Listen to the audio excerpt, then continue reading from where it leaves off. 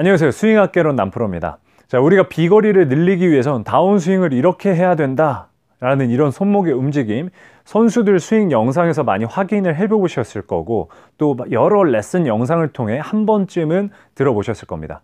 자, 그런데 나는 왜 이렇게 선수들처럼 되지 않을까 분명히 고민해 본 적 있으시죠?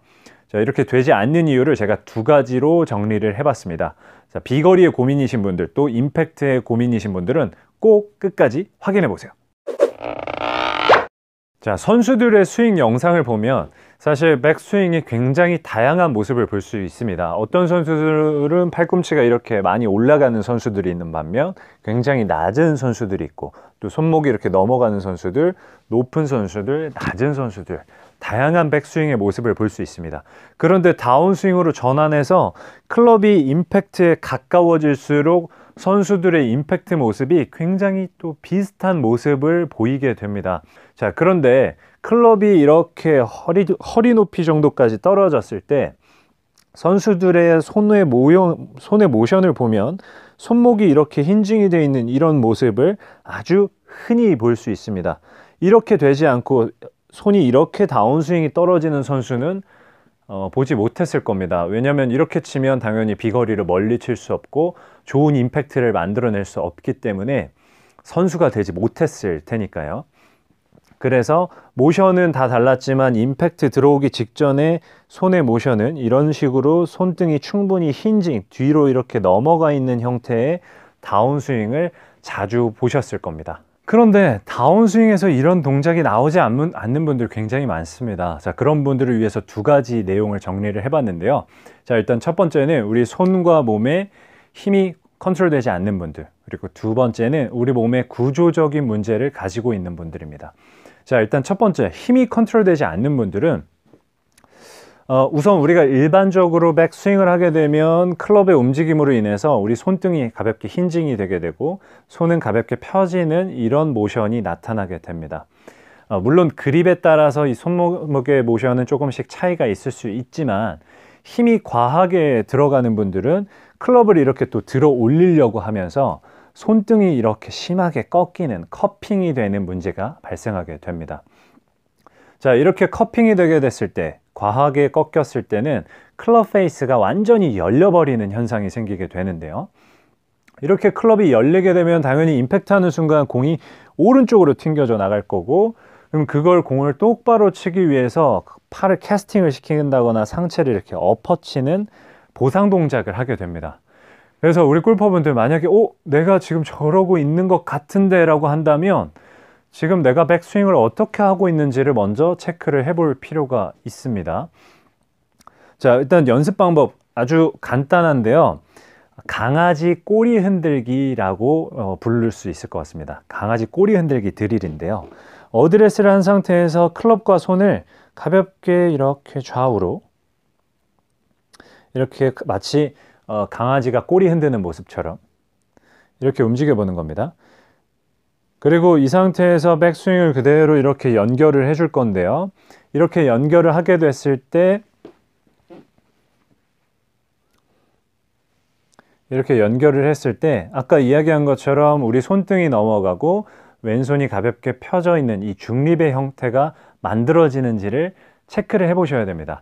이 연습을 할 때 주의해야 될 점, 우리가 손과 클럽만 이렇게 움직이는 게 아니라 우리 몸이 앞뒤로 움직이면서 그거에 맞춰서 이렇게 손목이 꼬리 흔드는 것처럼 움직여 주시는 게 좋습니다.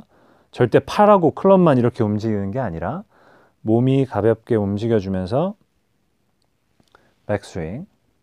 자, 그리고 두 번째, 남프로가 이걸 손목을 이렇게 만들으라고 했지 라고 해서 이런 움직임을 생략하고 클럽을 그대로 그냥 들어 올리면서 이렇게 만들게 되면 당연히 손에 힘이 많이 들어가기 때문에 이런 움직임이 잘 나오지가 않을 겁니다. 그래서 강아지 꼬리 흔들듯이 이렇게 가볍게 움직여 주다가 백스윙을 그대로 이렇게 연결을 해 보셔야 된다는 점, 자연스럽게 나타나야 된다는 점을 기억하셔야 됩니다. 정면에서 한 번만 더 해볼게요. 이렇게.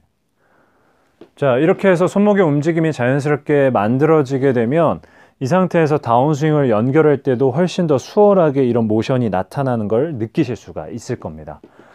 자, 두 번째는 구조적인 문제인데요.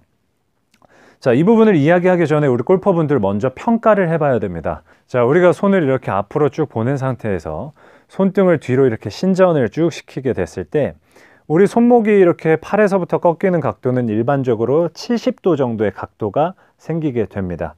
그런데 유연한 분들은 80도에서 90도까지 이렇게 꺾일 수도 있는 거죠.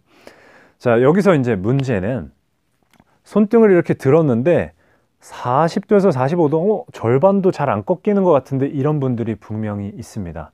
아니면 한쪽 손만 좀 덜 꺾이는 현상이 발생하는 분들도 있습니다. 10명 중에 2명, 3명 정도는 그렇게 한쪽이 또 안 꺾이는 그런 문제가 생길 수도 있는데요. 자, 그런 분들 같은 경우에는 팔굽혀펴기를 하거나 손목을 이렇게 짚었을 때 그 운동 범위가 짧은 손에서는 손목의 통증이 쉽게 발생하기도 합니다.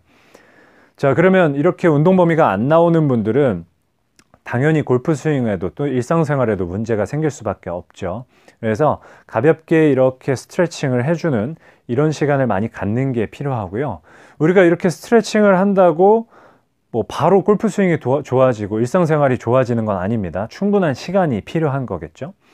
자, 그러면 우리가 이런 분들 같은 경우에는 백스윙을 했을 때 아까 이야기한 것처럼 손등이 가볍게 넘어가는 이런 힌징의 형태가 굉장히 부자연스럽게 느껴지기 때문에 구조적으로 잘 나타나지가 않는 겁니다.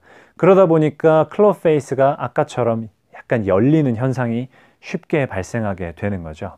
그래서 그런 분들 같은 경우에는 억지로 손목의 움직임을 이렇게 만들려고 하지 마시고요.